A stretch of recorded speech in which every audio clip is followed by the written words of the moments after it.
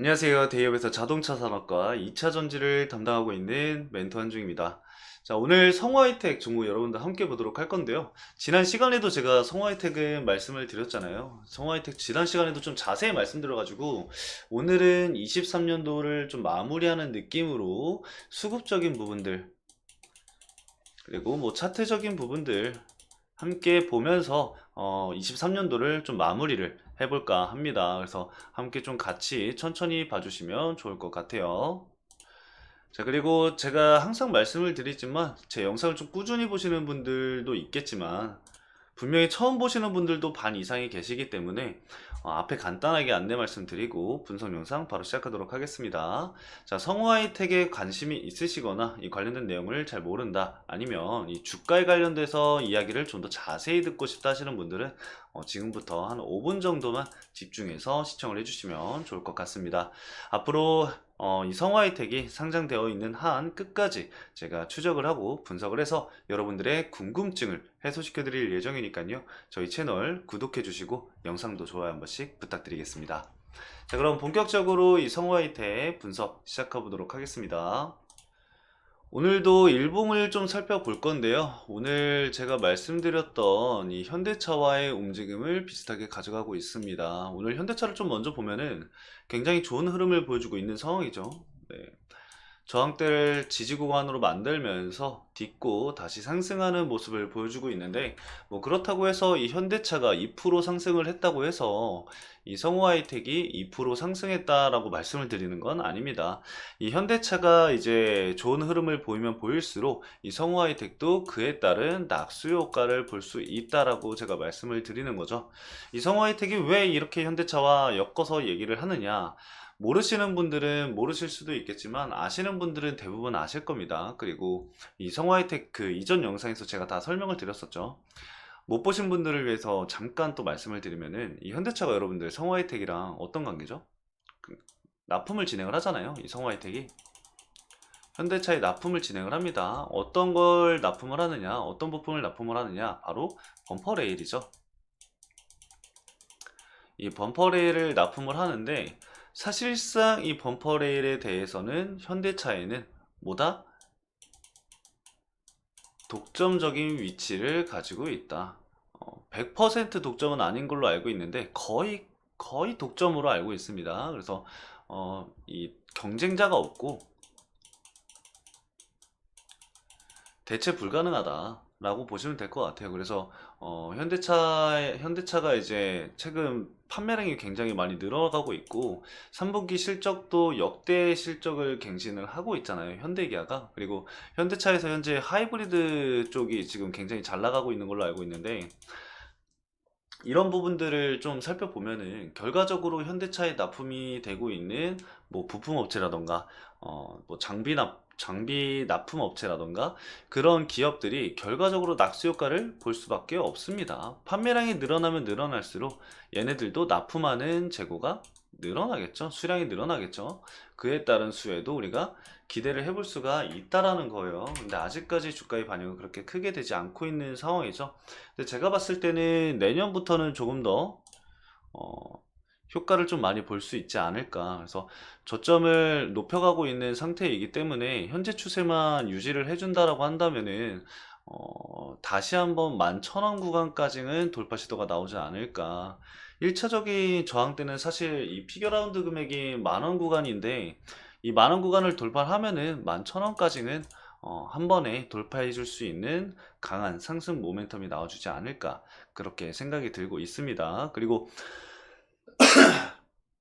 추가적으로 좀 기대를 해볼 수가 있는 것들이 뭐냐면은, 그 성화이텍이 현재 LG화학으로부터 유럽이랑 그 북미 쪽에다가 이제 배터리 모듈을 수주를 진행을 하고 있잖아요. 그에 따른 수주 공시라던가 이슈가 나온다고 한다면은 상승 모멘텀을 받기에는 충분하다라고 볼 수가 있을 것 같아요. 그래서 추세적인 부분도 굉장히 지금 단기적으로도 굉장히 괜찮고, 이 상단에서 121선만 돌파를 해준다면 그게 이제 10,000원 구간이니까요. 이 구간을 돌파를 해준다라고 한다면은 앞으로의 추세를 우리가 좀 더 지켜봐도 좋을 것 같다라고 말씀을 드릴 수 있을 것 같습니다. 이 구간이죠. 추가적인 뭐 신규 이슈라던가 이런 게 나오면은 제가 여러분들에게 바로바로 전달을 해드릴 거니까 제 영상 꼭 체크를 좀 해주시면서 여러분들 구독도 한 번씩 부탁드리겠습니다. 자, 아무튼 추세적인 부분들 이 시그널만 보더라도 현재 상승 시그널을 계속해서 이어가고 있는 상황입니다. 그래서 추세적인 부분들은 굉장히 좋은 흐름을 유지하고 있다라고 보시면서 여러분들도 포지션 그대로 유지를 좀 해주시면 좋을 것 같고요. 수급적인 부분을 한번 살펴보면요. 어, 기타 법인에서 최근 매수세가 좀 유입이 되고 있는 상황이고, 뭐, 연기금이라던가 사모펀드, 기관 쪽 매수세가 유입이 되고 있는 것처럼 보이지만, 금융투자에서 매도 물량이 어느 정도 나오고 있고, 이 보험 쪽에서도 매도 물량이 어느 정도 나오고 있는 상황이기 때문에, 최종적으로 단기적인 부분에서는 기관 쪽에서는 매도 물량이 나오고 있는 상황입니다. 그리고 외국인도 최근에 이 상거래일 동안 매수세가 유입됐다라고 볼 수 있지만 최종적으로 이 11월 말부터 이 12월 한 달 동안은 마이너스 31만 주입니다. 그래서 매도 물량이 어느 정도 나오고 있는 상황이고 현재는 개인들의 물량이 좀 큰 비중을 차지하고 있다라고 볼 수가 있을 것 같아요. 그래서 지금 일단은 주가락이 나온 이후 9월 달부터 과연 어디서 매수세를 가장 많이 유입을 했는지를 좀 살펴보면요.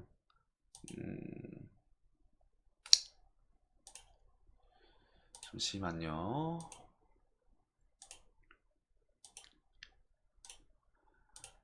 우선은 KB증권에서 56만 주를 현재 보유를 하고 있네요. 제가 작성을 좀 해드릴게요. 여러분들 체크를 해두시고 여러분들도 메모를 해두시면 추후에 이제 매매하실 때 거래원 체크하실 때 KB증권에서 매도 물량이 나온다? 그러면은 이 하방에 대한 압력이 강해질 수 있죠. 왜냐면 여기서 이제 물량을 가지고 있던 애들이 매도를 하는 거니까 그에 따른 하방 압력이 강해질 수밖에 없다라는 점 체크를 좀 해주시면 좋을 것 같아요. 56만 주를 현재 보유를 하고 있고 NH투자증권이 50만 주 정도 현재 보유를 하고 있네요.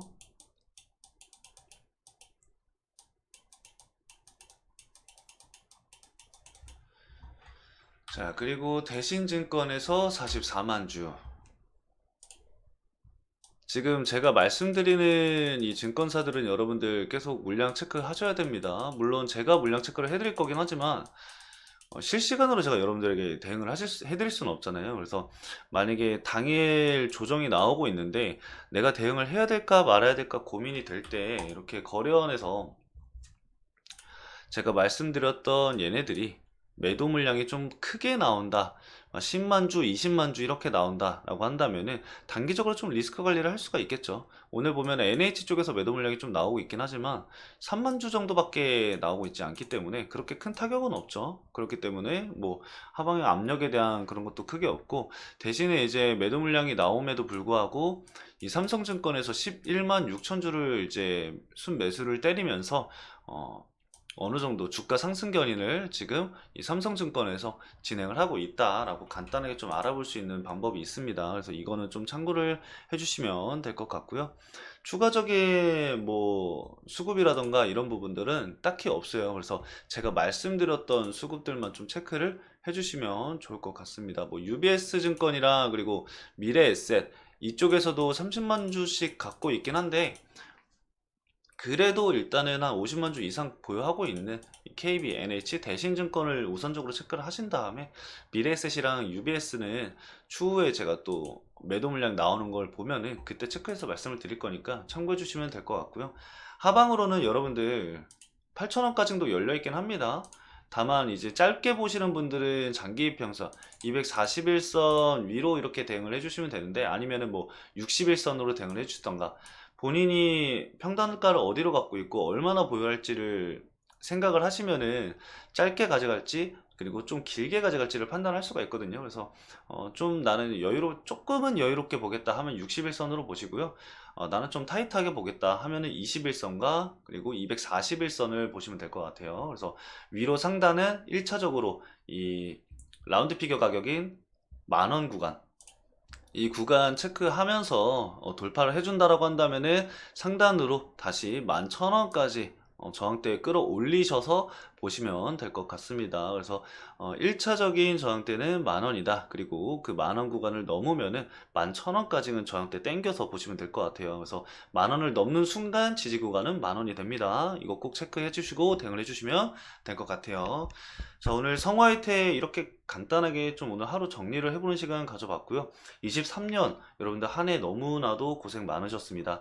24년도에는 좀 더 여러분들의 계좌가 두툼해지는 그런 수익을 가져가실 수 있는 한 해가 되셨으면 좋겠습니다. 그래서 저는 오늘 이렇게 좀 마무리를 하고 저는 내년 1월 2일 날 찾아뵙도록 하겠습니다. 새해 복 많이 받으세요.